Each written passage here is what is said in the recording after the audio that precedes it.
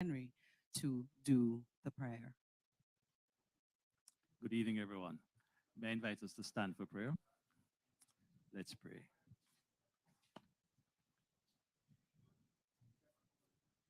O island in the sun, Father, we thank you for this beautiful island and in particular for this region and for your hand of blessing upon our lives. We thank you that we can gather together like this, and you know the purpose, Lord, to speak about our nation and about constitutional reform, to advance the well-being of our people, the aspirations of our nation. And as we share together, we ask for your blessing, your wisdom, your continued guidance, and that together we will build Jamaica so that under God we can advance the welfare of the whole human race. We pray this in Jesus' name. Amen. Thank you so much. You may be seated.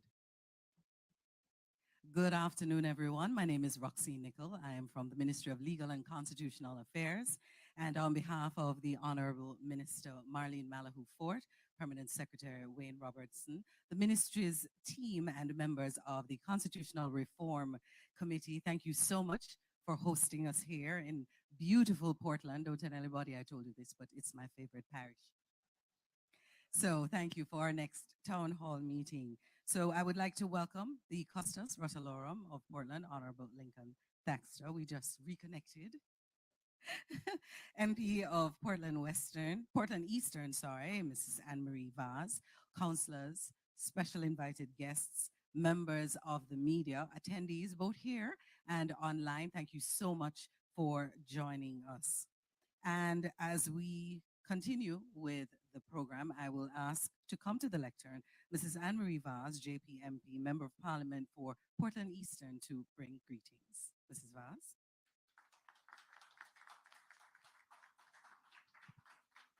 My East Portland family, it's a beautiful afternoon here in the most beautiful parish in Jamaica. And I would like to welcome the Minister Malahoo-Forte, Minister of Legal and Constitutional Affairs, and her team to Portland on their Road to Republic tour. And these surroundings that we are in should inspire all of us to understand what we have in our hands, the beauty of around us, and the importance of ensuring that the beauty is preserved, but not only the beauty, that the beauty within our people is allowed to shine. Now, we are in our 60th year of independence. And I think it is important now that we get our own president. One of the issues in this road to republic is whether that president will be elected or selected. And that is going to depend on the input of all of us. It is one of the things that all Jamaicans, no matter where you're from, your input is needed in this constitutional reform that we are undertaking. In the local scene, maybe this, as you can see from the turnout, maybe it is not an issue that people understand how the importance of it and the importance of renewing, tweaking the Constitution so that it fits into the modern world and the modern way of thinking that we are in at this time. The issues affecting the people here in Portland are issues surrounding road, water, employment. And while the government is spending billions on infrastructure, right here in Portland, billions of dollars being spent to upgrade our roads. This process has been tedious, to say the least. And I want to share that members of parliament, we lobby for roads. We lobby for the things that people want. But that's where our involvement really and truly ends, because it's then up to the agencies and the contractors to deliver what was promised in the time that they are tasked to present it. And I want to apologize because we have been living through hell in this parish, but it's what we wanted. And at the end of the day, this is not a rebuild of any road. This is the laying of a foundation. And it is always tedious when you're laying the foundation to build. Because unless it is built on a solid foundation, we'll find ourselves right back here in another 5 years. And we don't want that. Same issue with the water. We have been trying our best, but Portland has found itself in a unique situation where we are having drought, something that we are not used to, coupled with pipes that have been over 40, 50 years old. That's the situation we're working with. We are doing our best. Delivery of water has been improved due to the mains being put along the highway, the government's intervention in trucking water. Is it at the level that we are all happy with? No, but we are working towards it. Another issue faced in locals, which maybe if that was a meeting, you would need 2 halls, is employment. This government has seen fit to remove the fees. We are, for the first time in our history, having the lowest unemployment rate. And what that means is that there are more people employed than ever. But there is a shortage of labor across all sectors. And this government is ensuring to remove that barrier, and you can get skills training at Heart NTA Trust now up to the level of an associate degree. While we are working on all the infrastructure and all of that, we also have to work on our Constitution. And that's what we are here about. Because the Constitution affects governance. It affects every single one of us here. And while the issue of the president may be one of the things that we know the most of, there are several other issues that you will hear. And all of us are here to learn so that we can chart the way forward. Because the last Constitution is over how many years? Right, 1962. How many years that? We need a Constitution that will not need to be to be amended for the next 50 years. So we want to get it right now. And this is why I applaud the government for going around to getting the people's input, because this is our Constitution. I feel with Jamaica this. And all of us must start to have a sense of pride in Jamaica and remember that we are Jamaicans and do what is best for our country. Once again, Minister, I welcome all of you here, and we are looking forward to learning. And let me say to my East Portland family, nobody come ask me the questions after. Stand up in here and ask them now, because you have the people who can answer them fully here today. And if I have a question, I'm going to ask too. I'm not a constitutional lawyer, and I'm here to learn so that when my constituents come to me, I can be better able to impart knowledge. But please, my East Portland family, get up and ask the relevant questions, because even those who are not here are online and they may have the same question. We are here and it is our business. So let us ensure we have fulsome participation, and I want you to give them a round of applause for coming here today. Thank you all. Thank you, MP Vaz. I now ask to come to the lectern. One more thing. One Most important thing. Minister Vaz is on the program. But as most of you may have heard, and if you didn't, transport has been added to his portfolio, which is already science, energy, and technology. And that has been done recently. And so he is involved heavily in getting the whole transportation sector organized. So he asked me to pass on his apologies and not to take his absence for anything other than the fact that he is tied up with going about the nation's business. So he sent his apologies, and I want to ensure that the minister hears that. Thank you. Thank you.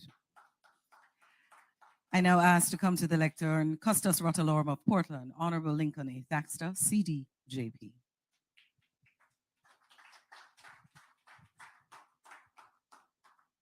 Thank you, moderator, Ms. Nicol. And as she just said, we just made a connection. I sat down there and realized that I had known the moderator for quite some time when I was a member of the Tarrant Baptist Church in Kingston when I was at Calabar.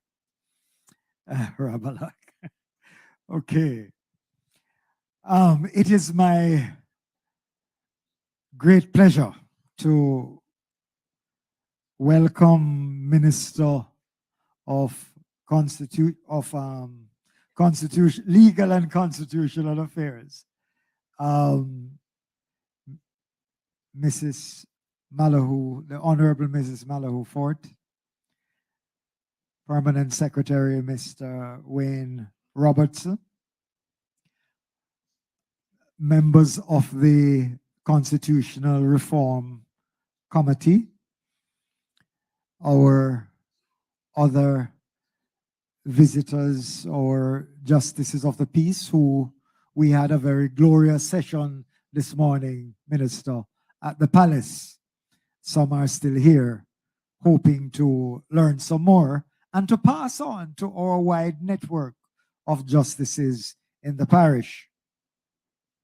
So I am delighted to bring greetings to all Portlanders on this very important occasion this afternoon.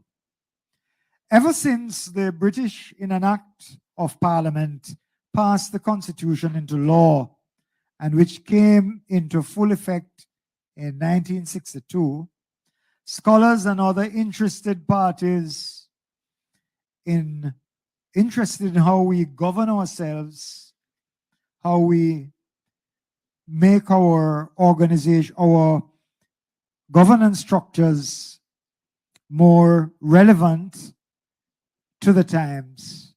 They have voiced consistently the need for some form of overhaul or reform to this constitutional framework. The fact is, many of our citizens have taken only a casual glance at what is truly a vital document that determines so much of our governance procedures and one that influences how we dispense justice to our citizens and who is eligible to constitute our government. It is against this background that I welcome this public consultation and expect that the exchanges will be insightful, generating an awareness of what is it that we have embarked on as we wrestle with some of the critical areas now being aired by the Constitutional Reform Committee. The session promises to be informative, if this morning is anything to go by, and the exchanges certainly will clarify some of those murky areas that will of necessity come to light. Again, let me welcome you and wish that the evening will be a productive one. Thank you. Thank you so much, Custis. Again, good afternoon to everyone who is online, and for those who are just coming in, welcome to our third town hall meeting from the Ministry of Legal and Constitutional Affairs. Allow me now to introduce the members that are on the platform. To my left is Dr. David Henry. He's from the Wider Society, faith-based. Next to him is Hugh Small, consultant, counsel and nominee of the Leader of the Parliamentary Opposition. And of course, we all know the Honorable Marlene Malahoo-Forte. She is Minister of the Ministry of Legal and Constitutional Affairs. And to her left is Dr. Nadine Spence, civil society, social and political commentator. And towards the end is Dr. Elaine McCarthy, chairman of the Jamaica Umbrella Groups of Churches. Please, a round of applause for our committee members.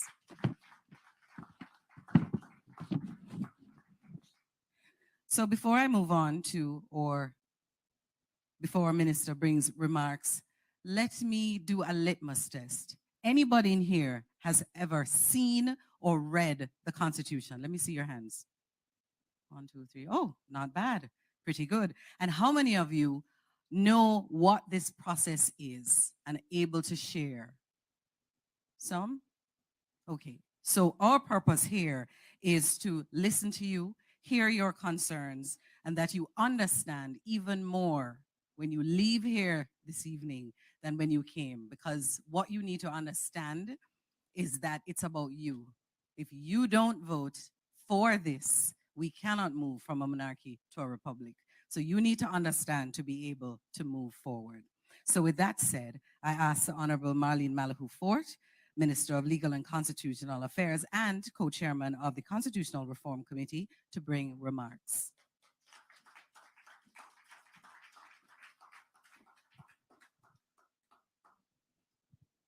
Thank you so much, Roxine. Colleague CRC members, Madam MP, Honorable Custos, Permanent Secretary, distinguished ladies and gentlemen, good afternoon. It is riotous to have a meeting in this setting, but perhaps it is the best setting because it reminds us and brings into sharp focus the beauty of our island home.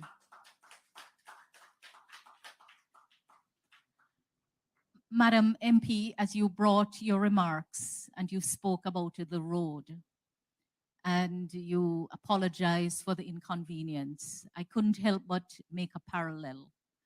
The theme that we're doing the constitutional reform work under is the road to republic, because we're taking a journey. And the road is by no means a smooth one. There are bumps along the way. We meet people along the way. We pause along the way, but it is taking us on a journey. And the journey is as important as the destination. And so, no need to apologize for the inconvenience that is being experienced while work is in progress to serve the people better. But I believe there are important parallels to be drawn from it. When you take a journey, and sometimes you go into the unknown, sometimes you encounter things along the way. And our journey to transform Jamaica from having King Charles III, King of Jamaica, King of England, as our head of state, to creating an office of president for the proposed Republic of Jamaica is a journey that we're on. And so far, it has been an interesting journey. But this is a journey which mandates consultations like this one. Not only are we informing you about what we're doing, but we're also hearing from you, taking your input. It's a teach and learn engagement.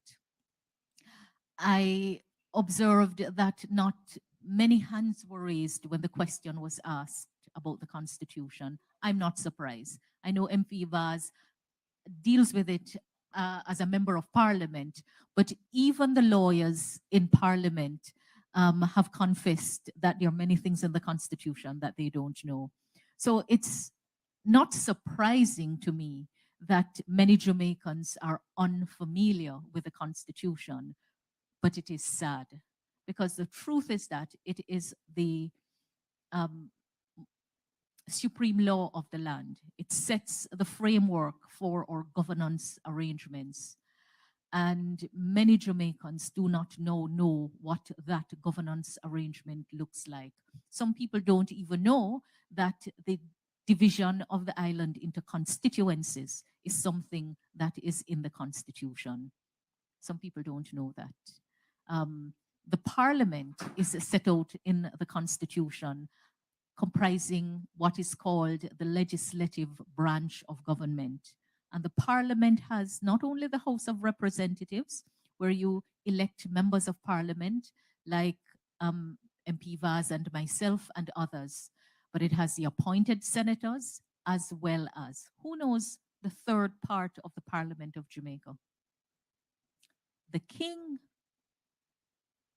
The Parliament of Jamaica comprises the monarch, the House of Representatives, and the Senate. The judiciary is another branch of government. So there are many simple things that people do not understand. What are we doing here today? The government is reforming the Constitution in phases because the work of reform is complex. When we got to our 60th anniversary of independence in 2022, we were invited to reflect as a nation on the work and the journey we have taken so far and the work that remains to be done. Out of that reflection, the decision to move forward with the change from having the King of England as our head of state to putting in our own head of state in the office of president for a Republic of Jamaica took on new life. So when we say goodbye to the king and we're establishing the republic, a number of questions have to be answered. What kind of president? How long will the president serve for? What should qualify you to become president? Issues like those. So far, Jamaicans have been saying that they want to understand the types of presidency, the different processes by which a president is to be put in office, and many are saying we want a say in the process. What is emerging is that there is a lot to clarify, and there is also a lot to hear from the people. A lot to hear from the people. So today, we're here to tell you that in phase one of the reform work, it will include abolishing the monarchy. Some of you don't even know what that means. A monarchy, we don't have a king or queen in Jamaica, right? But that's the form of government we have, a monarchy. And the king is in England. And the king's subject here in Jamaica need a visa to see the king in England. If that alone is not grievous, I don't know what else is. But the king and the monarchy they have a complicated history and presence in Jamaica, coming out of colonialism and tied up with the slave trade. And today we are still experiencing some of the legacies of slavery. But ladies and gentlemen, we really are focused on the foundations of a just government, even as we make the changes. You're wondering what you have to do with it? Well, believe it or not, to abolish King Charles III, King of Jamaica, as our head of state and establish a president for the Republic of Jamaica, Parliament alone can't make that change because the place of the monarch is deeply protected from easy change in the Constitution of Jamaica. And when we go through the process of putting a proposed law in the form of a bill before the Parliament, government alone can't make the change. Government and opposition together, important as that is, alone can't make the change. Ultimately, the people who are registered to vote for members of Parliament have to approve that change. So among the many things I want you to understand from this engagement is that you have a role to play in the changes that we're seeking to make in Jamaica.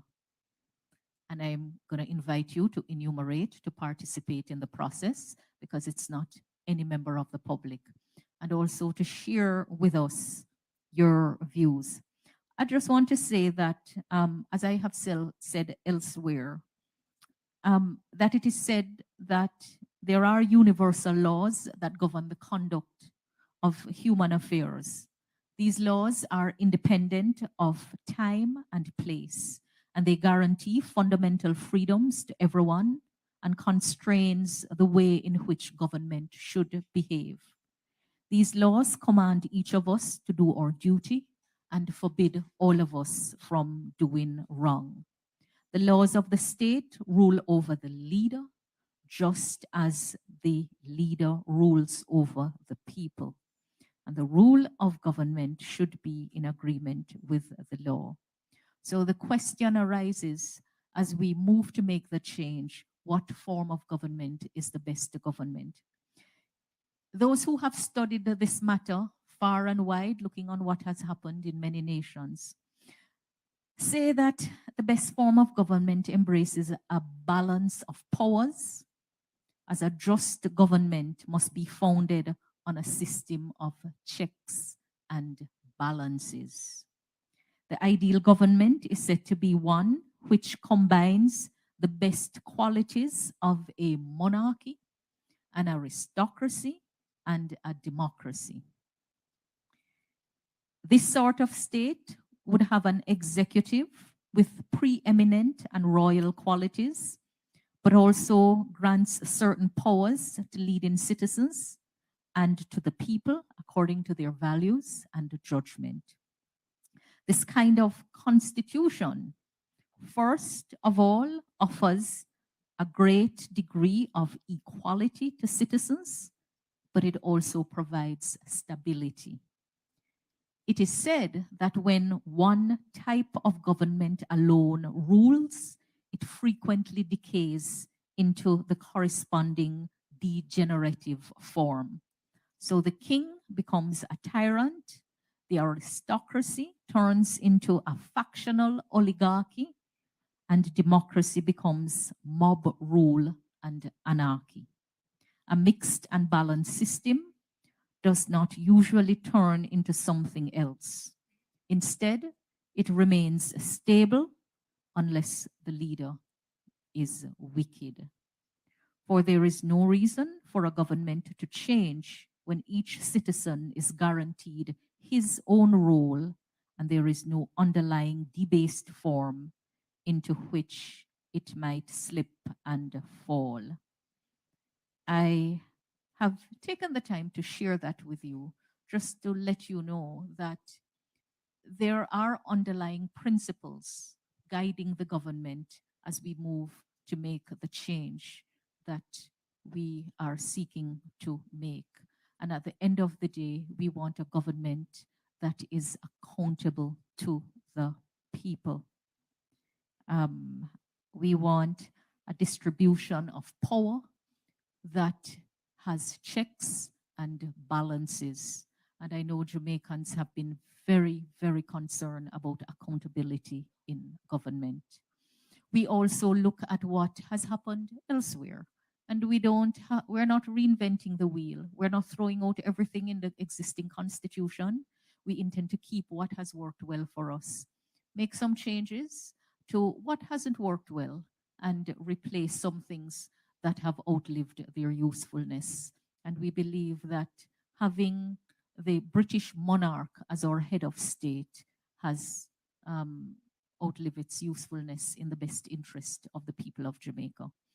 I want more than anything else for this session to be an engaging one. So I'm going to bring my remarks to a close and to say to you that no question is a silly question. And I join MP Vaz in saying, don't miss the opportunity to have your question answered, because a lot of MPs come and they're asking the question. So when we come to you, as we are now, use the opportunity. We know that you are not constitutional law experts, even lawyers, and we have two lawyers in the committee here on stage. We have other lawyers, and it's a whole learning process for all of us. Before I take my seat, let me just tell you that you will be called upon to approve any change that is made in respect of the monarch, any change to the parliament, to the head of state, to where the executive authority of Jamaica lies. And it's going to be important that you know what you are going to vote to approve. So please pay close attention. I know things like these seem far removed from you. Yes, it's the road. Yes, it's the water. It's employment. I understand that.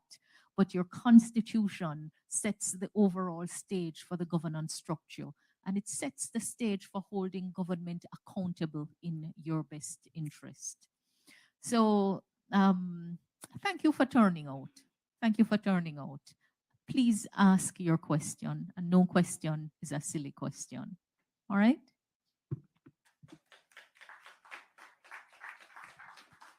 Thank you so much, Minister. And following up on that, I want to ensure that whatever it is that you do not understand, make sure you ask.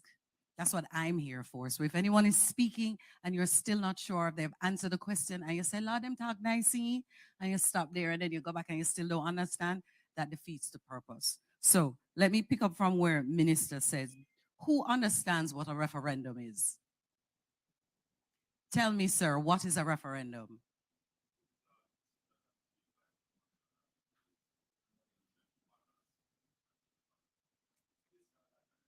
Thank you so much. So the Constitution, the referendum is a direct vote by the electorate. The electorate includes any Jamaican citizen who is over the age of 18 years, lives in Jamaica, who is qualified and registered to vote. So you get that, all right? So when you hear the word referendum and anybody gets scared of that word, that is what it is. It's all about you. And the monarchy, as Minister says, is what we have now. We are headed by someone who is appointed, which is the Governor General, appointed by the monarch on the advice of the Prime Minister. So that's what we're looking to move away from towards a republic. So anything you have to ask and you don't understand, ensure that you ask again, because I want everybody to have something clear before you leave here. Can you all promise me that? All right. And you have microphones on either side. So you have your questions. Please step to the mic and make your questions heard. We want to hear from you. And the same gentleman who answered the question, could you introduce yourself, sir, and be brief on your question, sir, because we want it answered. So please go ahead. Good afternoon, everybody. My name is Colin Bell. I am the PNP aspirant for East Portland and the councillor caretaker for the Fellowship Division, Chink, Fleas and Flies. I have a number of questions. Minister, welcome to Portland, and the distinguished ladies and gentlemen on the platform. You mentioned, Minister, that there are a number of things in the Constitution, and I've been grappling with one, is the role of Deputy Prime Minister in our Constitution. One, why do we need a President and a Prime Minister? Why can't we just have one? Canada, which is a member of the Commonwealth, just have a Prime Minister.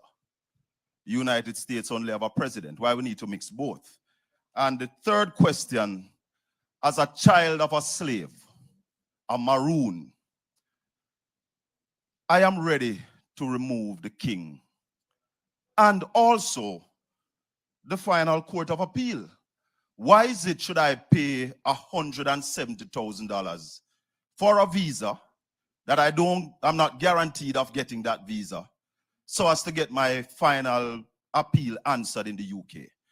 I am suggesting that we move totally from the British, who had enslaved our people, who have raped and robbed this country, who have paid slave masters for slaves and have not paid the slaves.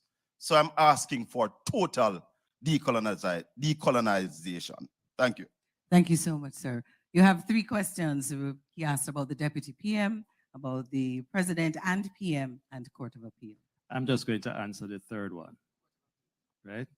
I think if we're going to move towards a republic, it is inconsistent with being a republic for us to have our final court of appeal to be the King's Court.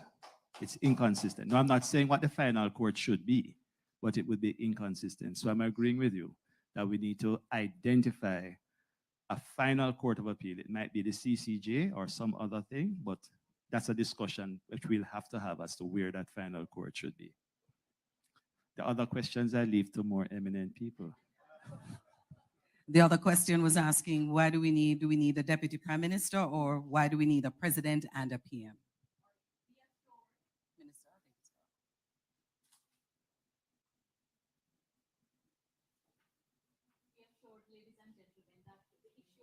Final court is a matter that will have to be fully discussed. and it will be top priority in phase 2 of the reform. Top priority. So you cited Canada as only having a prime minister. That's not entirely correct. Canada, like Jamaica, is a constitutional monarchy. Canada, like Jamaica, has King Charles III as head of state. And Canada, like Jamaica, has a Governor General representing King Charles III as a head of state, separate and apart from the current Prime Minister, Justin Trudeau, who is the head of government. So that's a little misunderstanding on your part. The next question, we do not have in the Constitution the role of Deputy Prime Minister. Many governments do not have it, but conventionally, Deputy Prime Ministers have been named from time to time. So one of the questions that we may have to consider is whether we move to have a deputy head of government formalized within our constitutional arrangement. Some countries have their deputy presidents and other deputies stated. May I? Yes. So you just said that the post of deputy prime minister is not in the Constitution. No, it's not. But we are paying somebody $21 million to be deputy prime minister. Yes, sir. So that's unconstitutional. No, sir, it doesn't make it unconstitutional. Whatever your issue may be with the pay, it doesn't make it unconstitutional. But you just admit that the post is not in the Constitution. There are not everything in the arrangements of the government is set out in the Constitution. And the Constitution is supported by a body of conventions. And you also have other laws. All right? That is why we're trying to fix it, sir. We're trying to do what is called Jamaicanize the Constitution. I know so that it I fits know in. there are issues, you know. Don't for one moment think I'm not aware that there are many issues. And everything will not be resolved in the constitutional reform process. But we are here listening to the people, and to the extent that a problem needs resolution, I certainly will be taking it back to the appropriate place in government for consideration to be given with the input of the people for the appropriate solution. As a Maroon, I'm just begging that when we go to the referendum, we remove totally our former slave masters. Don't have no more. Duly noted. Thank you. Thank you so much for your questions and comments. Thank you so much, sir. And I'm also a Maroon, so, you know, she has one of us. Before anybody else steps up, I have a question from YouTube. I'm not sure which person will take it. The question is, will Jamaican people gain the right to their own beaches? Will the colonial law, the Beach Control Act of 1956, be overturned and rights granted to the people in a land where only 0.6% is accessible? Who will take that? Everybody looking to minister? Well, I know that the beach issue has become a very contentious issue. And I, like many Jamaicans, love the beach. And I do feel strongly that the people of Jamaica should have first access to our best beaches. All right? But we do have some challenges, you know. Let's not for one moment forget that part of the freedom and free will that we protect so much has the flip side of indiscipline and lack of responsibility, etc. But I understand, and I think we will have to deal with this issue of access to our beach frontally. I know that already a new beach policy is being designed. Thank you so much, Minister. Sir, could you introduce yourself and go ahead with your question? My name is Wilburn Carr. I'm from Islington, the good one, up here in Portland. I am the Vice Chairman of the Winifred Beach Benevolent Society, and I'm also the spokesman for Portland Environmental Action Group. We work collaboratively with the Jamaica Beach Birthright Movement, JABEM, on environmental issues. Minister, constitutional reform is not simply removing the monarchy of England. It's about meaningfully removing the vestiges of colonialism and adopting laws that better the lives of our people. These vestiges still linger in our country and continue to impact our lives.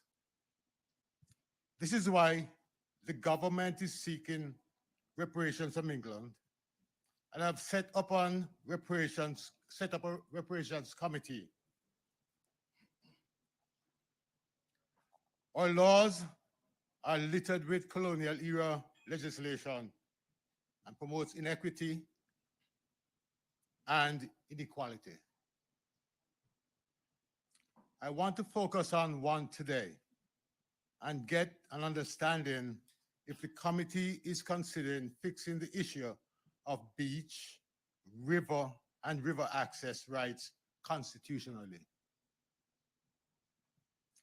The Beach Control Act of 1956 is a colonial era legislation, and that is driving beaches across access.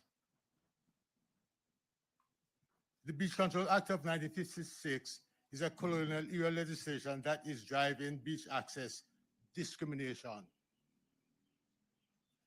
This legislation does not give Jamaicans general rights access to our beaches.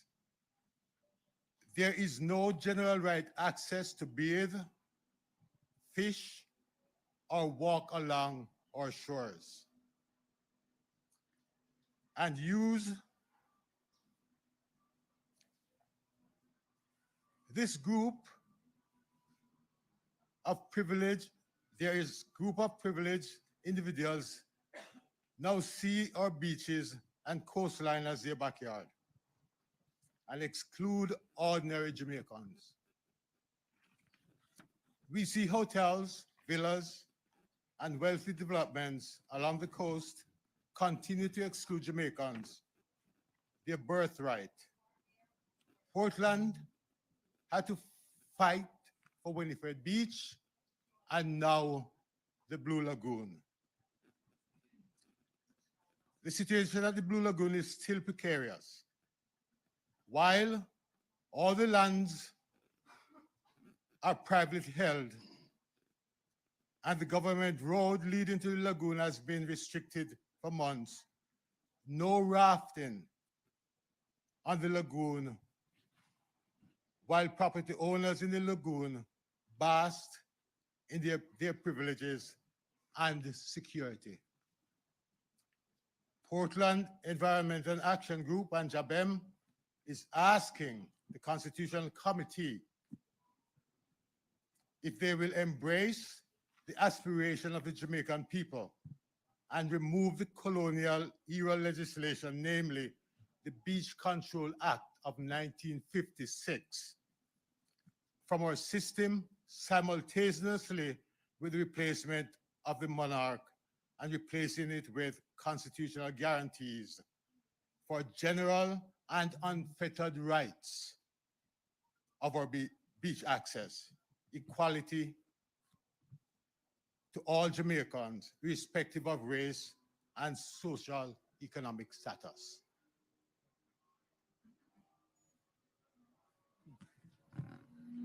Thank you, sir. Go ahead, Dr. Spence. On that, if I can comment on that. I think one of the first, I'm chair of the Public Engagement Committee of the Constitutional Reform Committee, and one of the first groups that I had down to present to the Constitutional Committee is JABEM, because I recognize that the matter of beach access for all of us is an important one. I remember some years ago going to Barbados and hearing the Prime Minister of Barbados then talk about swimming being a human right for people who live on an island. And I agree with that. And I sincerely believe, I didn't grow up near the water. My closest association to the water was when Newmarket was flooded. I'm from St. Elizabeth. The other beautiful parish was when, the other best parish was when Newmarket was flooded in the 1970s. And I like you, very careful of that post of our colonial and slavery reality, and the fact that there's a lot that we need to do to make Jamaica a more equal and equitable space, and that we need to look at our legislation and look at where, through time, we continue to disempower and hurt groups of people because of the color of their skin or for whatever other reason we have used. And I agree with you. I think the Constitutional Reform Committee must examine the matter of beach rights. And why we must examine it, or access to our beach, is because Jamaicans want us to do it. And I think that our job is to look at those issues that are brought to us, or that the people have indicated that we need to examine. And so for that reason, when we met as a committee, I said to the committee that we must listen to the people who are talking about beach access. And the minister has said, this is also a matter that she's very, I know she can speak for herself. She's very much conscious of and believing. So I think that the committee will give that matter its sincerest attention. Thank you so much, Dr. Spence. Minister.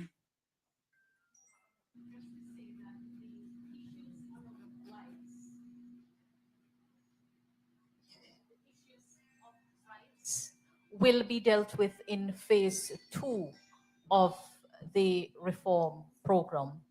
I hear the concerns about access to our beaches, and when you sit in a setting like this, you can understand. But even outside of a setting like this, I myself have strong views on the matter. And so the cries of the public resonate a lot with me. Be assured that we will hear and we will make the appropriate recommendations from the consultations. But there is also a security dimension to our marine borders that should be taken into account. So the matter is not as simple as it appears, but what really should we do when we're island people and you can't walk across the boundaries? Because when you step off, you're stepping off in the water. We'll talk about it and we will hear you out fully on it. Thank you so much, Minister. And we have questions from online.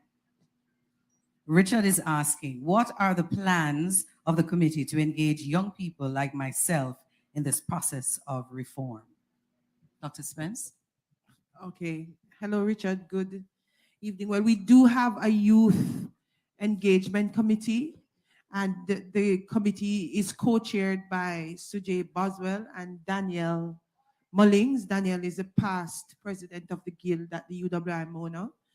And the youth committee has been actively engaging young people across Jamaica and the diaspora. So I think if you could connect to us on social media and send us an email at constitutionalreform@mlca.gov.jm.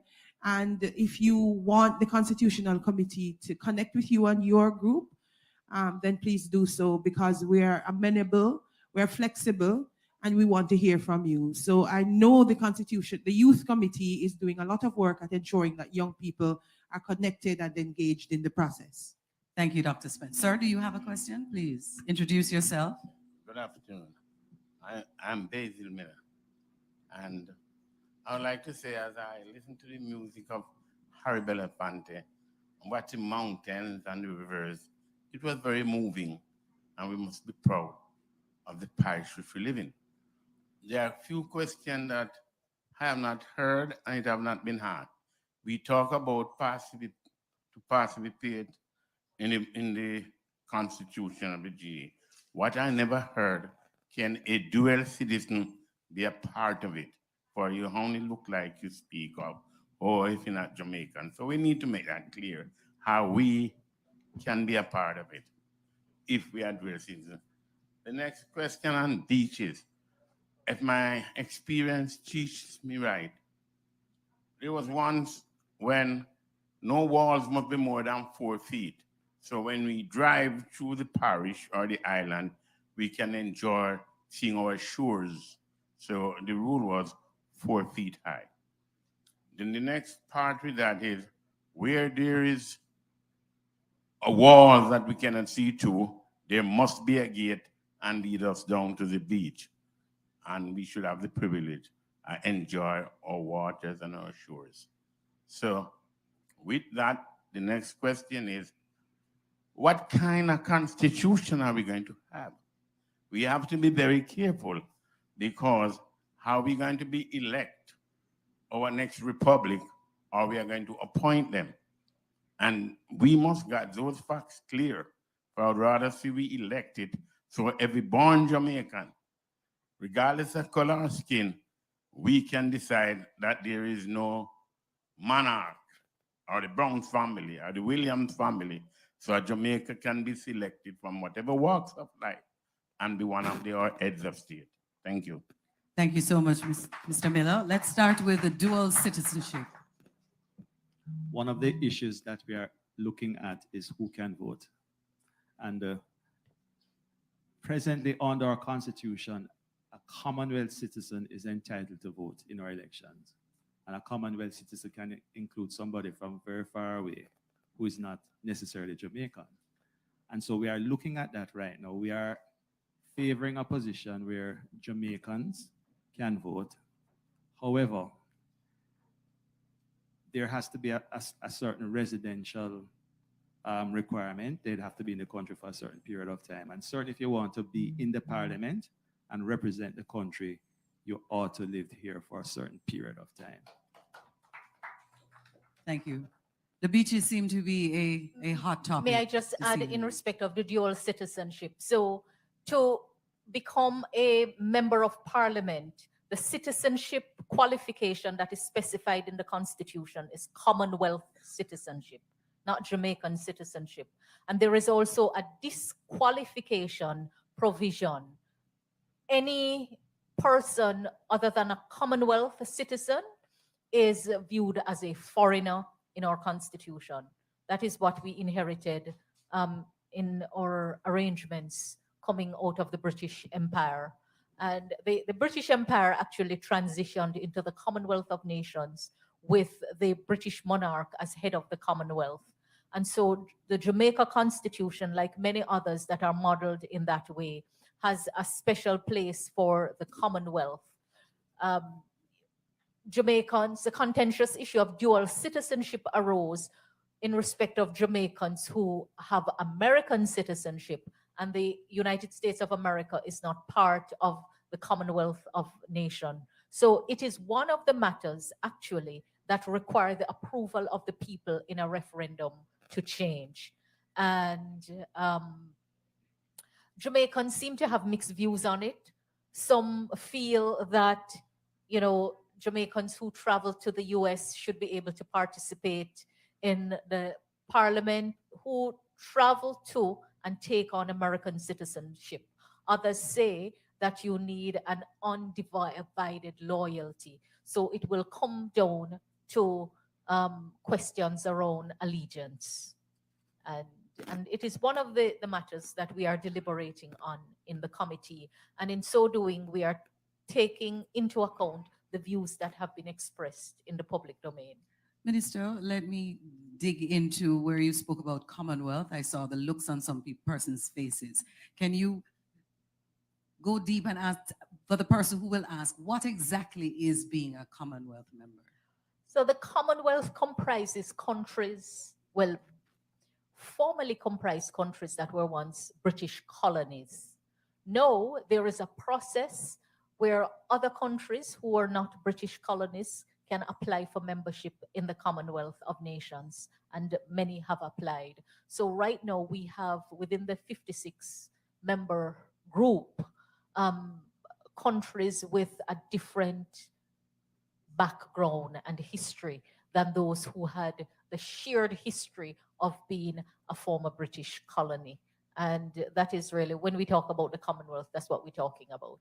Thank you. Countries, so almost all of the English-speaking Caribbean are former colonies and members of the Commonwealth. We have Canada, we have the UK, we have Australia, we have New Zealand, but we have countries like Pakistan, India, we have many on the African continent, and recently some that were not former British colonies, like Rwanda, for example, coming into the Commonwealth. So we really have to revisit, why should, say, a Pakistani or a Rwandan be eligible to sit in our parliament after coming to Jamaica, residing for 12 months, and not a Jamaican born here who has taken on American citizenship? So these are some of the things that we are discussing.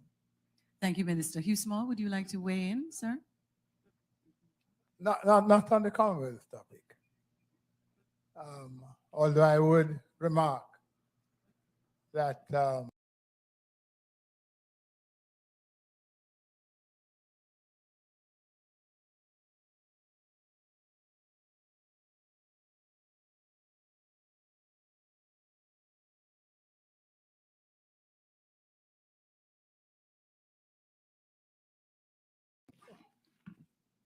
governments are faced with complex issues.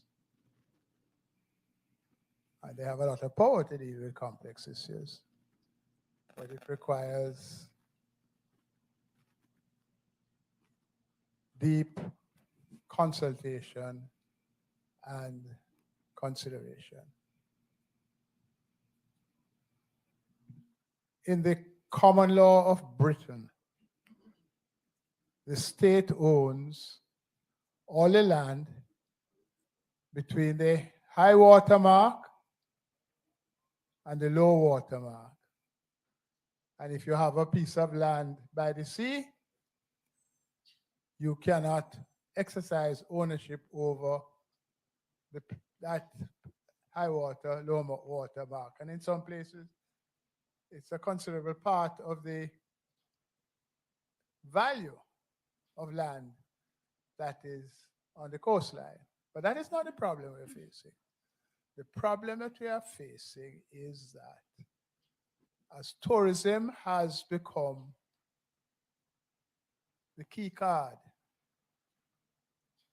to our foreign exchange earnings and foreign investments, more and more of the lands that are close to or actually bound on where the high water mark is have been sold to tourist investors. And I'm not drawing a distinction now between Jamaican investors and other investors.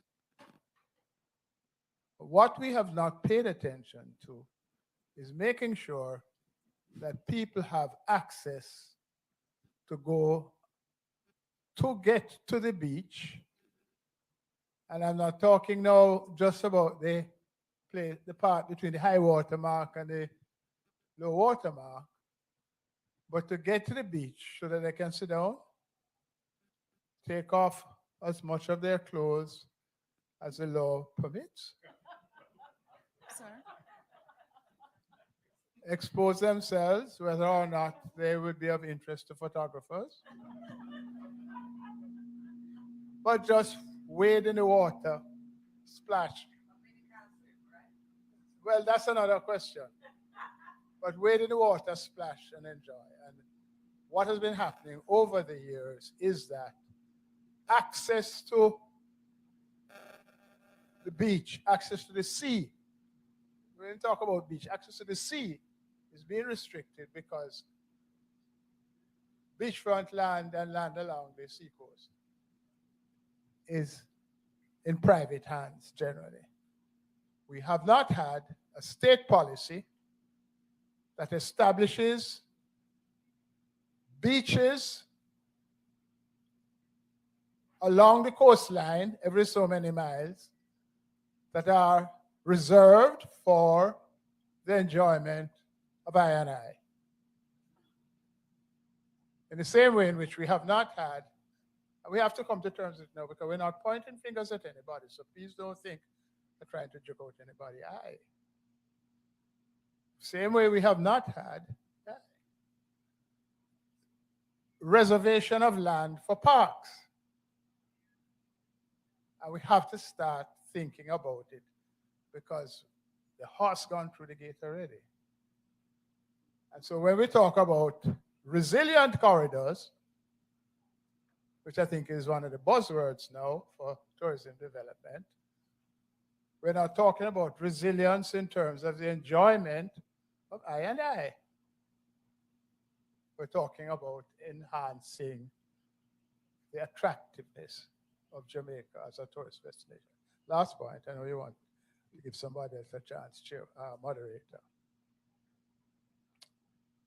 There was an article in the newspaper this week that spoke about the Tourism Enhancement Fund providing money for the development of Reggae Falls. That's in St. Thomas. Good idea. But when you put it that way, it almost sounds as if it is being done as an adjunct of tourism enhancement, which is not primarily focused on I&I, although a lot of us as Jamaicans go and enjoy the beach. So it's a conversation that needs to be widened. It's a difficult problem because there are constitutional issues in it. How is the government going to get back land that is going to be available to give us access to bathing and enjoying the seawater without infringing the rights of people who already own property? But the conversation needs to start, and the opposition has been as quiet on the subject as the government has been talkative on the question of resilient corridors and tourist enhancement. Thank you so much, sir.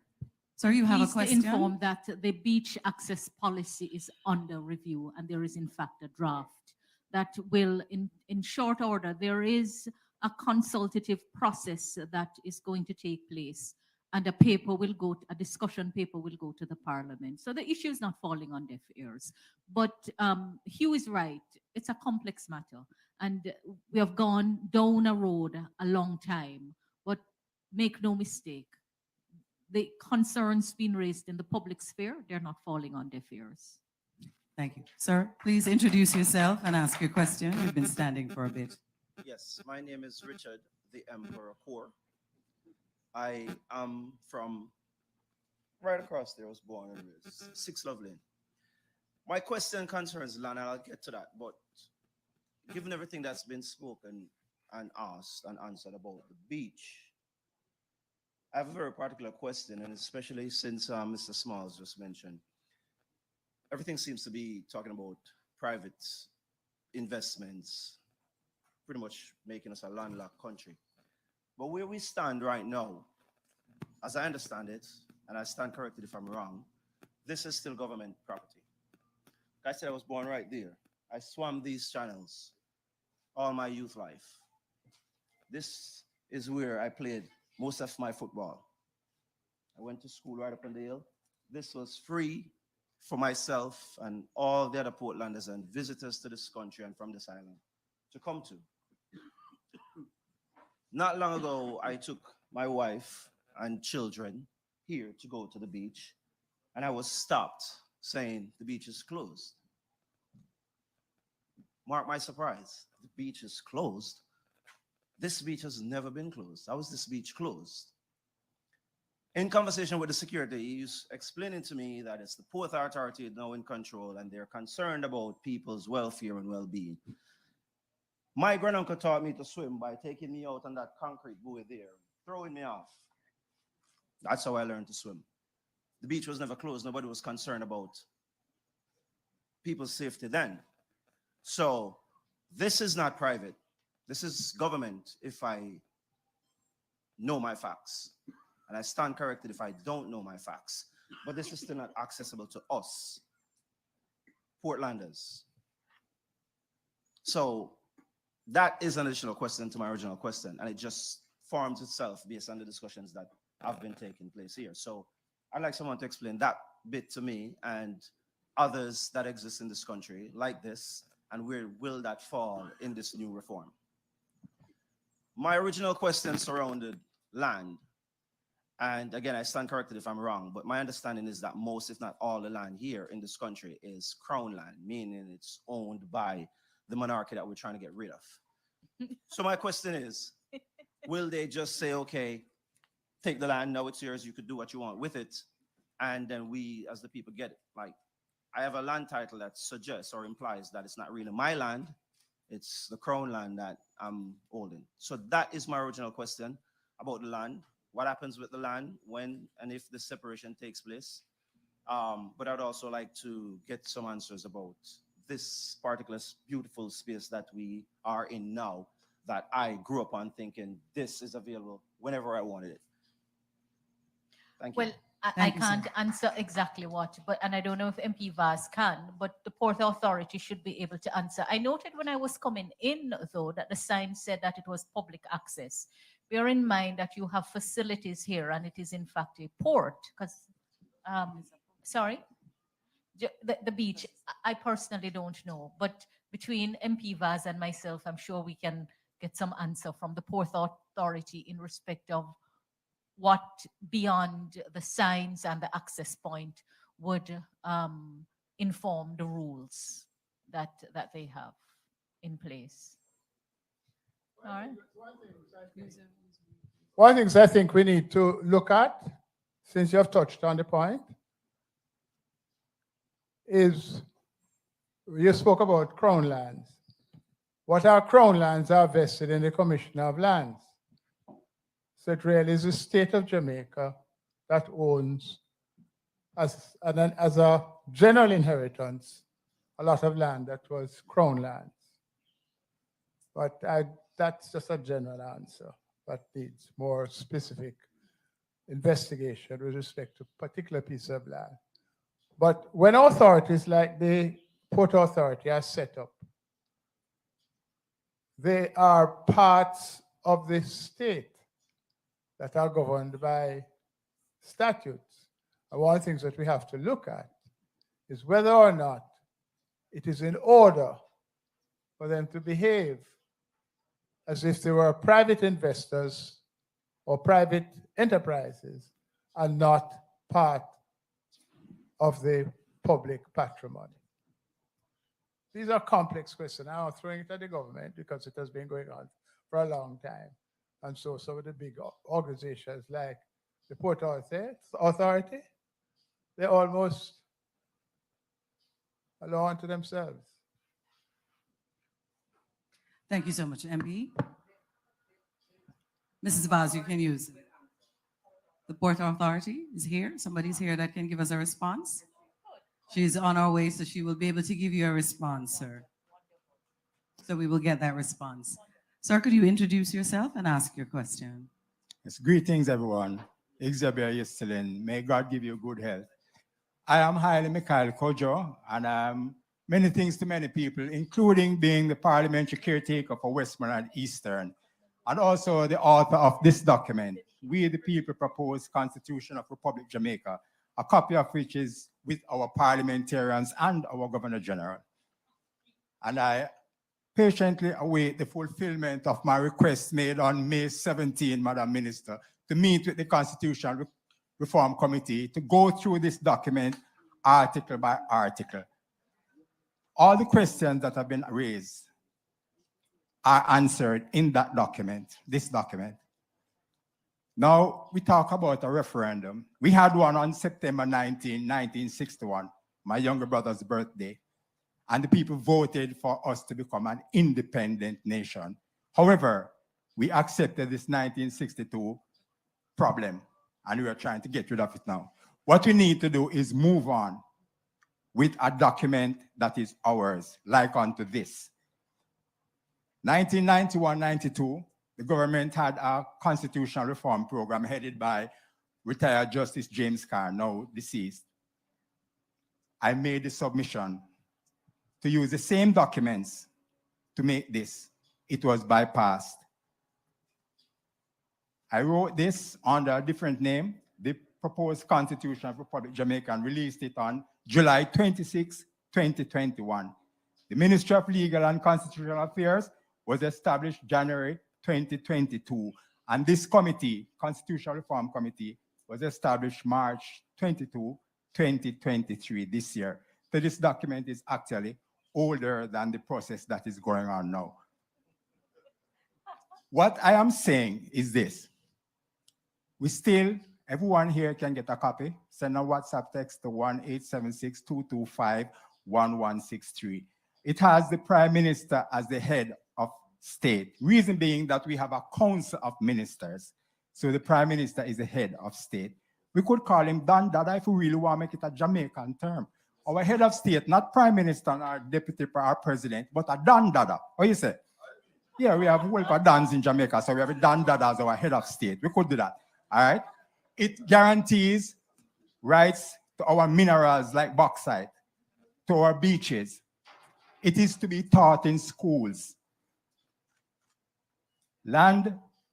Ministry of Land, Wood, Water, Housing and Infrastructure is mandated by this document to develop and maintain a policy that will eliminate squatting and give citizens rights to land impartially at an affordable cost.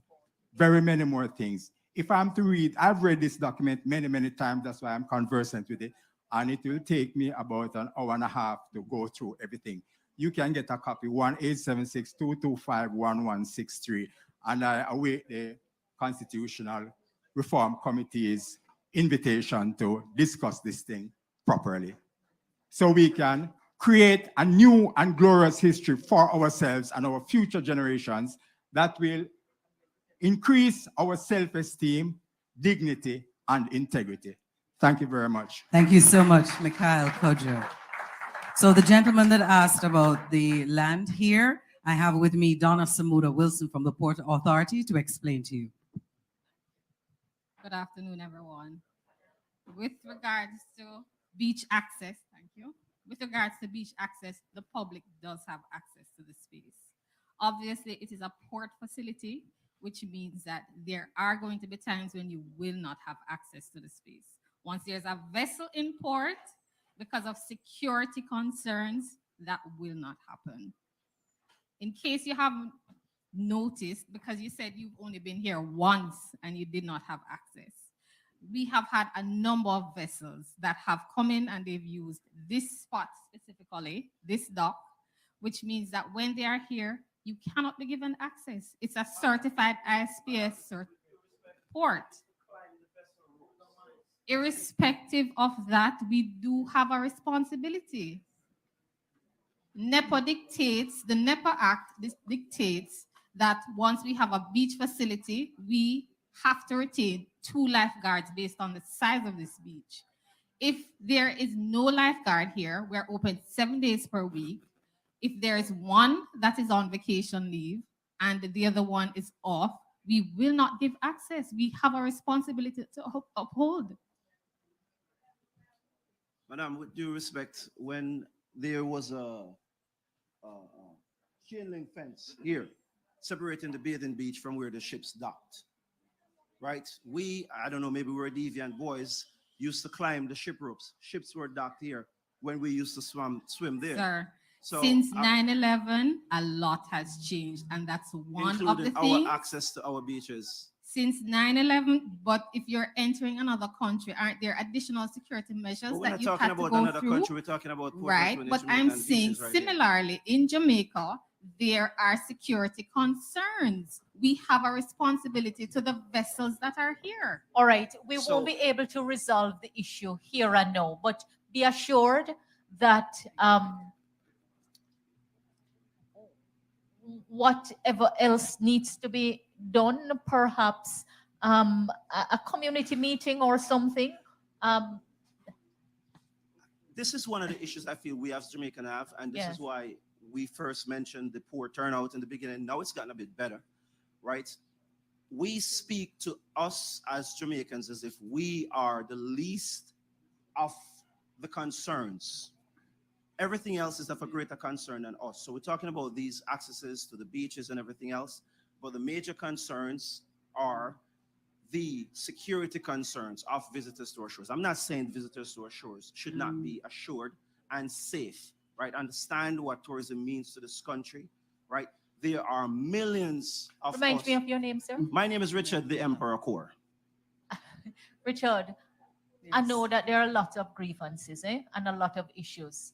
And I think it's clear that perhaps a forum and a specific conversation needs to be had with the Port Authority and the people. I do believe that you would appreciate that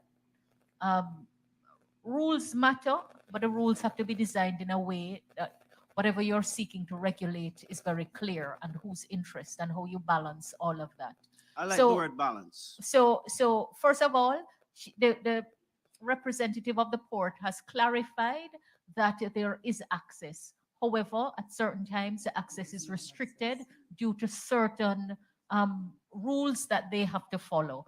This whole process of constitutional reform, is about looking on how we order the state, how we set our rules, how we distribute, how we exercise authority. So it's not an entirely unrelated issue, but the work is being done in phases, specifically in respect of the Constitution. And this part of it is to kind of focus attention on it, not shutting down what concerns you have raised. I'm happy that the MP was quick to ask the representative of the authority to come and provide an answer. It appears that the answer does not entirely satisfy you at this time. I'm going to ask the MP if she can facilitate a further discussion between yourself and others who may have similar concerns with the Port Authority. And if a matter is not resolved out of that conversation, Madam MP, I'm going to ask that any other concerns be sent up at a higher level. How does that sound? Very well. Thank you so much. Good. Dr. McCarthy, you wanted to say, or Well, I think passed? Minister Has covered basically it? had covered it, Okay. yes. All right. So we have a number of persons online, and we don't want them to feel left out. MP, you have something to say before we move to these questions? I could not stand in this meeting any longer without clarifying something. The Minister of Tourism was at a town hall meeting on Friday about the destination assurance. And the destination assurance framework that they are putting in place now does not speak to a tourist, because what we don't understand and what needs to be clear is that everybody who is not does not live in Portland and come here to go to the beach or to go to Boston or to go to Reach Ball is a tourist. And at no point in time was the minister talking about tourists that come from overseas. And I want to make that clear because he was painfully clear in stating that this Destination Assurance Council and the whole framework of the safe, seamless experience begins right here at home, because we have to be involved. And if COVID has taught us anything, and I said it in 2019, that I am not concerned about the tourists from abroad coming into Portland. Because one thing I know, there are 3 million people in this country. And if they come to Portland, I will survive. And what happened with COVID is that Portland became a haven for Jamaican tourists. And I want to tell you that of all the parishes that have had tourists increase to their areas, Portland has been the highest amount of people coming for weekend, and it started from in COVID because people felt that the offerings, our tourism offerings, were small and safe, and they felt secure, and they did not fear for their lives. And that has continued to this day. You going to the junction on a Friday and you sit down and you think you're on the I-95 in Miami with people coming to Portland. And if you stay on a Saturday evening in that same junction, you will think you're on the I-95 with people going out. So the tourism, that is important to me and is important to the minister, and that was stressed in the town hall meeting, is the tourism for the Jamaican tourists. When we get the product right for Jamaicans, and we Jamaicans have the highest standard of any set of people in the world, if we can get it right for the Jamaican tourists, then we're on the right path. We wouldn't have to advertise. We wouldn't have to spend the millions in budget. And so I'm saying to you, the Minister of Tourism with the destination assurance is for all of us safety and for all of us to understand that tourism is not about the man that owns a hotel with 500 rooms. It's about the farmer that is farming the scallion in the garden, or the craft vendor that is weaving her basket. So I just want to make that clear, because I could not have the Minister of Tourism come down here and stress that point, that a tourist is anybody traveling across Jamaica, and we experienced 2 years of that because of COVID. So I just want to make that point clear on behalf of the Minister of Tourism. It's about Jamaicans. It's about us and our country and how we want to run this country. Madam MP, it seems as if we will have to ensure that the people are educated on that point. Yes. Right. Yes. Thank you so much. Sir, the third question.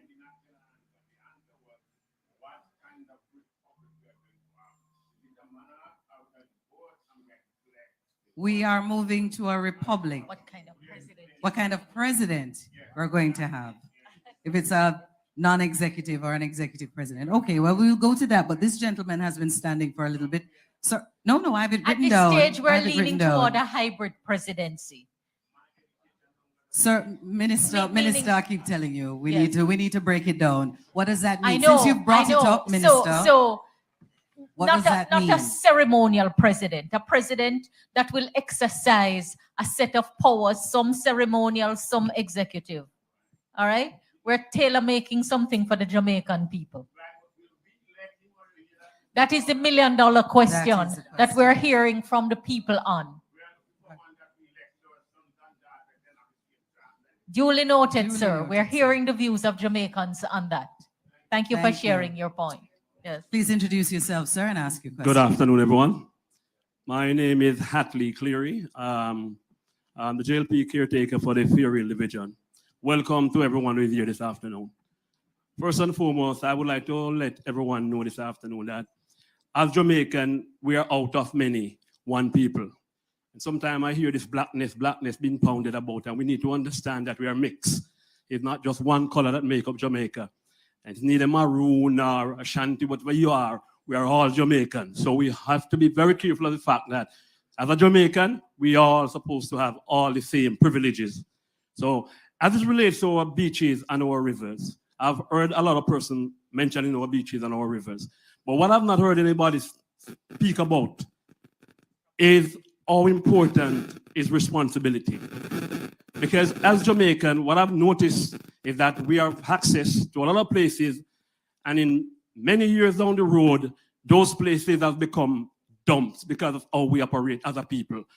As a people, we need to start going back to the drawing board and teaching our people to be responsible, because we have lost that along the way. And I have seen fishes, shrimp, crayfish in the river just floating. Why? Because people just poison it for one home. You just want fish or janga for your yard and you go poison one whole river. Why are we not talking about this thing and educating our people that when you do that, there are rippling effects? And for every action, there is definitely an equal and opposite reaction. Why are we not speaking about having access to the riverside and the beach, but we have people cutting down the trees and burning coal and all of those things, and nobody is acting responsible? Where are the movers and the shakers when all these things are happening? We turn the blind eye in many cases, and we are playing politics too much in this. Everything we mix with politics, even community development sometimes, and things that can help to grow allow the beaches to be safer and better. Sometimes because of political expediency, we turn the blind eye. It shouldn't be any problem for JLP, PNP, no P at all to work together for the betterment of the community. And as a result of that, we have reached a stage we are pandering to the gallery. We are only, look at us today. Where are the people? And if it was roadblock, you would see the place full. Yeah? Why aren't we more responsible as a people? Why the people who can get you for a roadblock can't get you for a meeting? Where are the people that want to hear their voices should be heard? Where are the people that they're going to say they didn't know and they didn't hear? But if a roadblock is out there, they come out with power saw and machete and gas and everything like that, looting and shooting as they will. We need to understand that as a leader, if we do not lead from the front, we are just followers. People call me, I won't participate in no roadblock. I tell them, let us talk about it first. We can write our placard and stand up, and we can be seen and be heard the same way. When a roadblock is mounted, do you know how dangerous that is? And other people, we sit down and acting as if we want to be future leaders.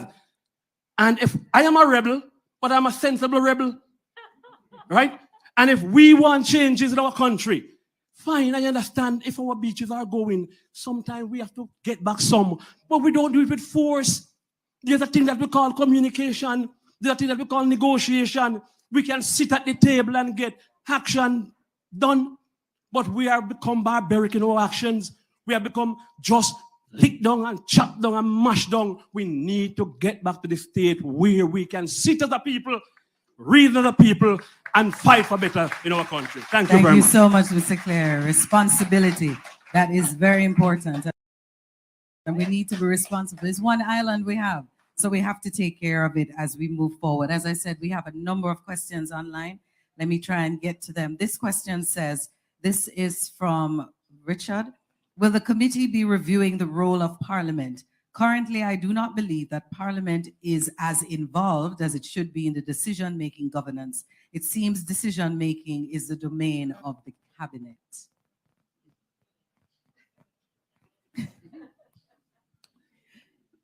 Speaking personally, that is an issue of great concern to me. I actually feel that we have a prime ministerial dictatorship, to be blunt, and that the executive is controlled by the prime minister. I'm not speaking of a particular prime minister, I'm speaking of a role. The executive is controlled by the prime minister, and so is the parliament. And so therefore, anything can happen in a sense within certain limits.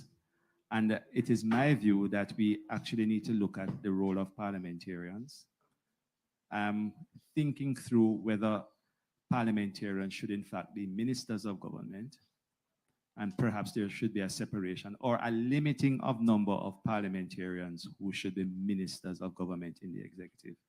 These are the kinds of things I think that as a people, we need to think through and ask ourselves, based on our history and what we have experienced, what is it that we want to ensure accountability, because I think that is at the bottom line of what is said there, accountability and transparency, and that we get a true republic, which is government by the people, for the people.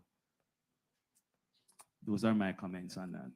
Thank you so much, Minister. As a sitting MP and a member of the executive, I think it's a reasonable question. Those of us who are ministers and MPs, we're carrying two full-time jobs.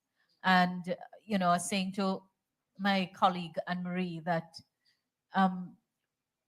all of us know that the challenges of the duties of the executive and the representational duty is something that I'm thinking about too.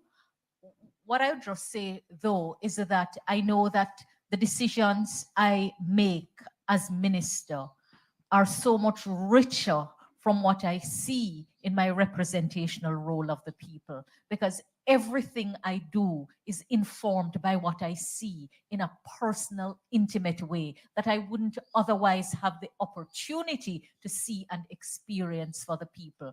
But it's something that we will have to come to terms with. The system that we have now was designed for that, so you do not have an overthrow, for want of a better word, of the executive. But we have seen other systems where you have a strong backbench that can better hold the front bench to account. And I know certainly on the government side, it's an issue that the parliamentarians complain about all the time. So I am listening and observing and also taking into account the experience that I'm having here to help to inform the process. But this is one that we need to talk a little bit more about, because the role of the parliament is a critical role, and it's not secondary to what happens in the executive with the decisions that are taken on policy. So we'll have to engage a little bit more on that matter. A former prime minister, if I can just add, a former prime minister said this: "It has seemed to me that the duties of a minister and a member of parliament should each normally require full-time attention. There are cases of exceptional individuals who manage to do both effectively, but these are the exceptions rather than the rule. Ideally, members should be able to concentrate virtually full-time on one job or the other. However, it is important that whoever performs either or both functions should be the direct product of the electoral process." In other words, we should elect both of them. Those are the words of Michael Manley back in 1994 in a memorandum he wrote to the Honorable David Corr.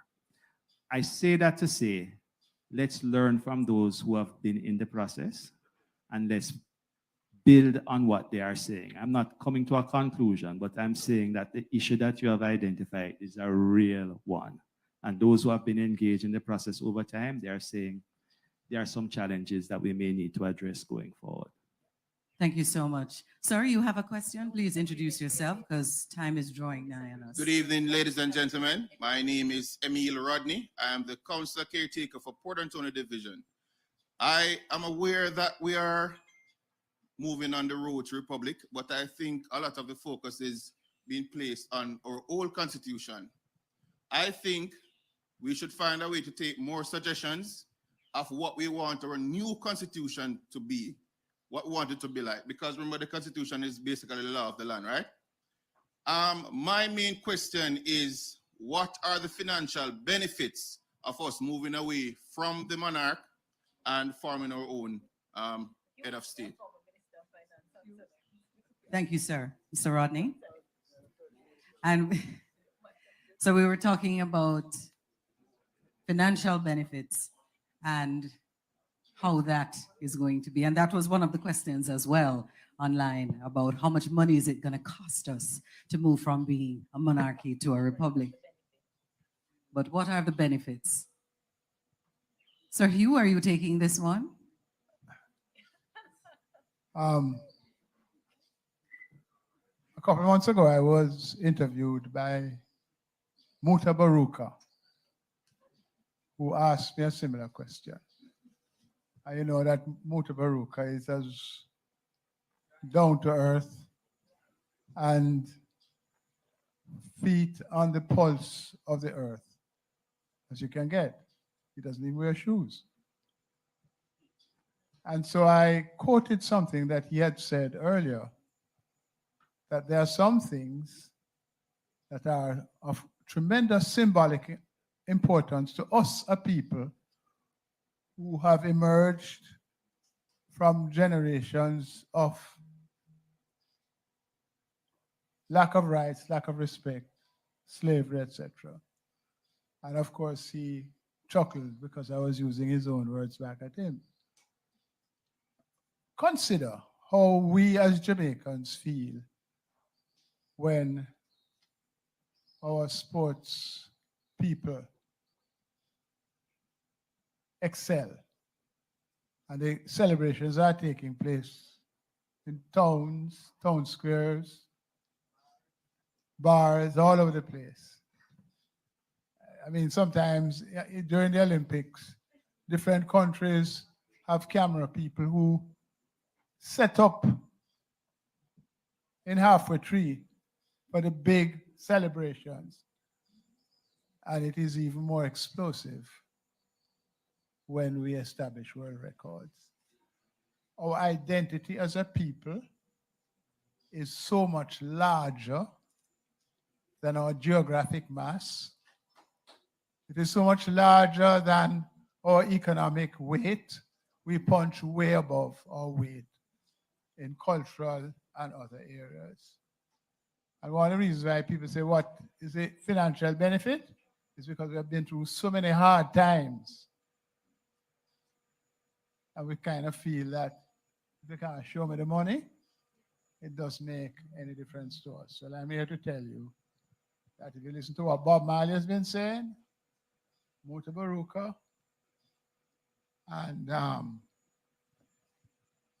Peter Tosh and others, you will know I'm not that modern. I know. I don't pretend to be, although I recognize that he's a popular star now. Popcorn. So we can't measure everything in terms of dollars and cents. When you go abroad and you speak about being a Jamaican, and when we stand out among all other Caribbean people, even when we're going through hardships and we're killing each other and going on, we are proud of who we are, and we need to ensure that the world recognizes that out of this process, we can have a result that indicates that the outcome has come because we have elevated our people to a point where their voice has been heard and has had a decisive impact on the structure of the state and the governance policies, accountability of the Jamaican people. I'd just like to add to what Hugh has said. What is the financial benefit to me of Jamaica abolishing the monarchy and becoming a republic has been the hardest question to answer. In fact, when I was engaging MP Vaz about organizing this meeting, she said to me, you know, when she spoke with her constituents, they really were struggling to connect to the subject matter because all of their questions had to do with the local issues facing them. And so I wasn't surprised that you focused a lot on those issues in trying to make the link between what we're doing. I have to tell you that I've been grappling with it because I have not found the answer in the way that I think the people want to hear. But as Hugh has said, it is much more than that. Much more than that. Hard to tell a man that when all he is concerned about is his immediate bread and butter issue. But we have been so concerned with the immediate bread and butter issue that we believe now that it is okay to earn a living in utter chaos and disorder, totally disregarding the law, totally disregarding the environment. We're really going to have to pause and assess it. You can help us by telling us, you know, what it is that you're looking for by way of benefit from where you are observing the matter. All right, I am fully aware of our culture, that is important, and doing things our way is the way forward. I'm not arguing against that. But on point 3, it says serving colonial ties, that's severing, sorry, I'm not, ties bind Jamaican head of state to the UK monarch, costing taxpayers millions of dollars. So is it costing us now to be a part of the monarch because it's on this paper? So that is something that has to be clarified with the wider public. Well, we have to pay, the Governor General is actually representing the monarchy. So if we're going to have an office there, might as well we have an office in our own right, instead of it being a representative of the foreign monarch. Thank you, Minister. Dr. McCarthy, you wanted to say something? Yes, I was just reflecting on all that have been said so far. And in particular, there was a gentleman who, you know, was very passionate as he spoke about persons blocking roads because of things that they are not in agreement with, etc., etc. And what I'm thinking is that, for instance, our people are emerging where they want to be involved in what is happening in our country.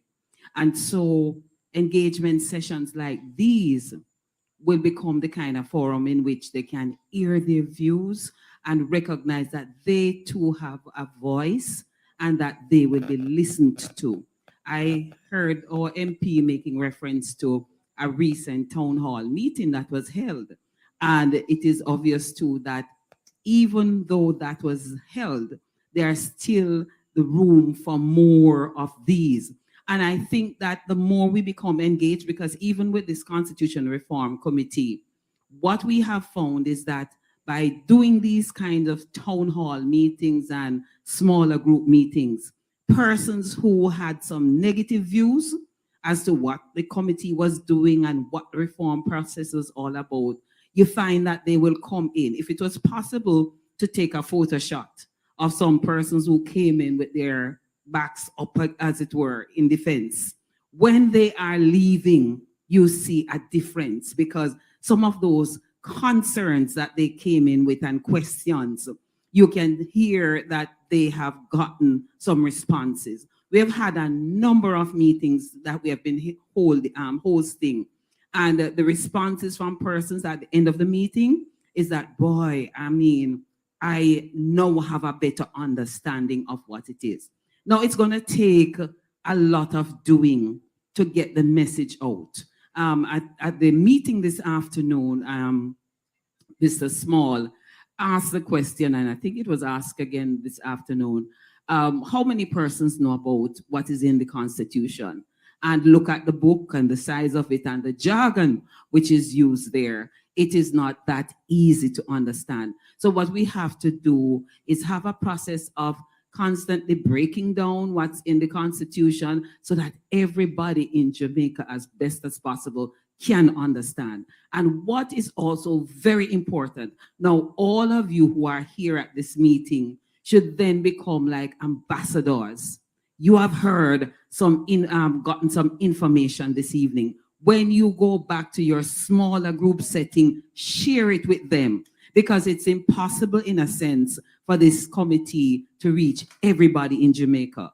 But when we speak with certain groups, we are expecting that they will now go back to their smaller group setting and share the information. But the conversation have to continue at all levels. And so we are not averse to having persons, the person who organizes the engagement session didn't maybe mention that you could also put in your proposal to come in and speak with us. Even the gentleman over there, he has given Minister a copy of his constitution. And so his proposal will be aired, because we have a list of persons that we are going to be meeting with, including him. I don't know if he has done a recent update, because at the last meeting in St. Catherine, he said that they were going to be working on an update. But I'm just saying that to say this: reach out to us and we will be able to help as best as possible. At the end of the day, every voice is important. Your voice, your say is important. And so we are looking to you to give your constant support, and we will be able to take it into consideration. Thank you, Dr. McCarthy. We have one final question. Have you changed your mind, madam? No. Okay, well, introduce yourself and ask what. This is the last question because we need to wrap up. Go ahead. So my name is Melanie. Step closer to the microphone, please. Thank you. My name is Melanie Byfield Kaur.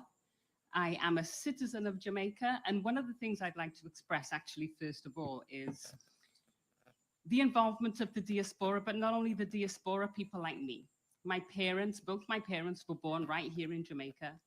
And the exclusion of dual citizens from being a sitting member of parliament, I feel it's like a punishment to people like me.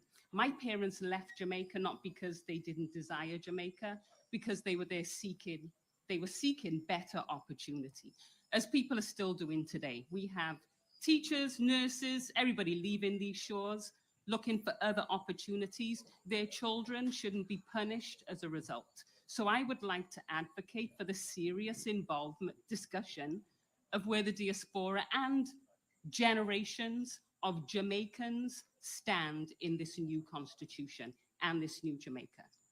Thank you, Ms. Byfield. Sorry, who is going to sorry, take sorry. this? I'm not.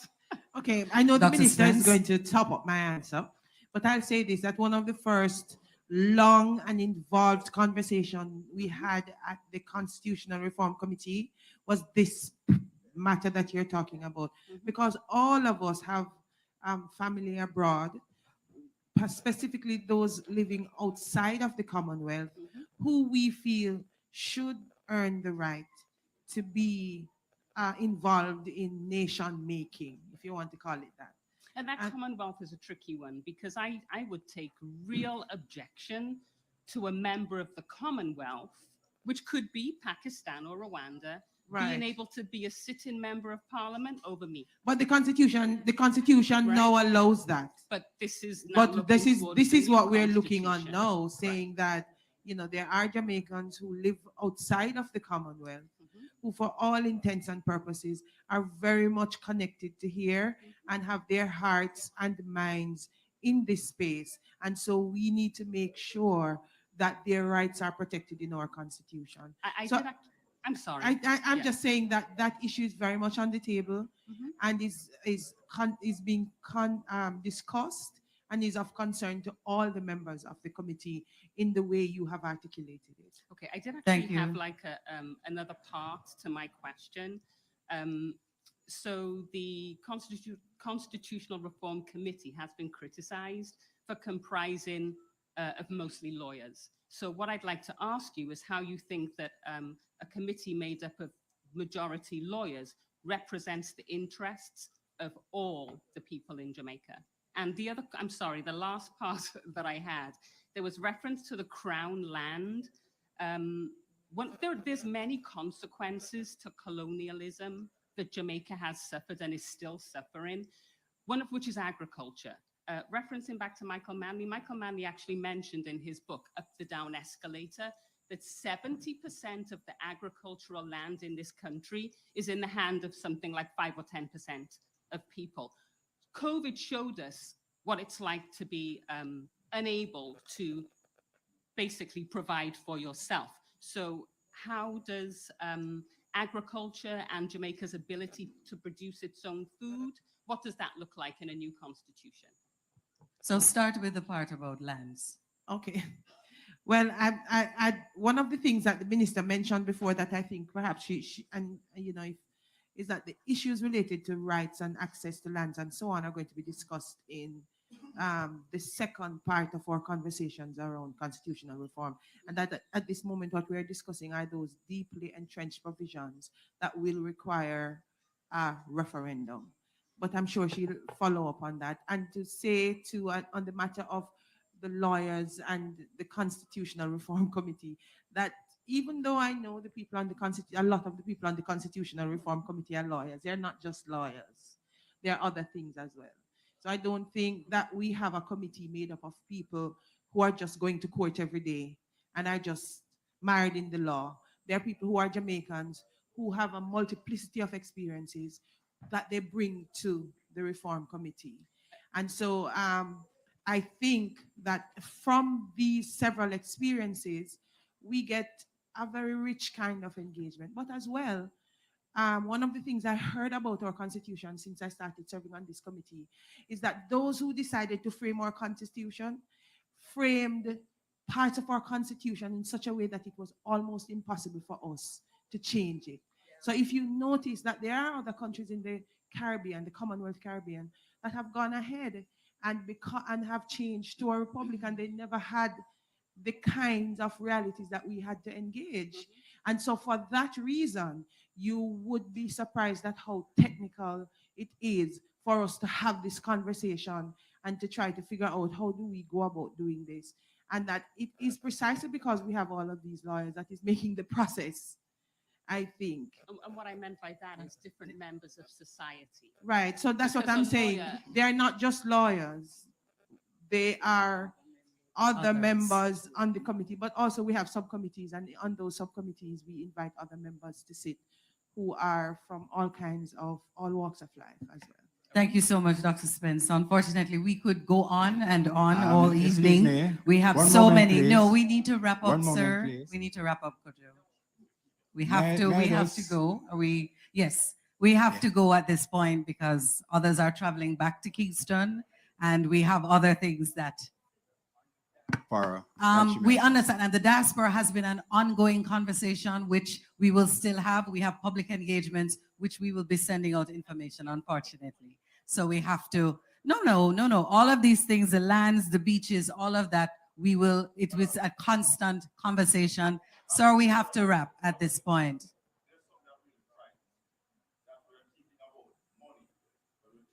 About leaving the monarch, and it really concerns me that I had to say something about it. Sir, money has been something that has come up Let me from say, the very let me say beginning. this, Madam Minister, we need to start teaching our people what it means to be a sovereign nation. And presently, Jamaica is not sovereign.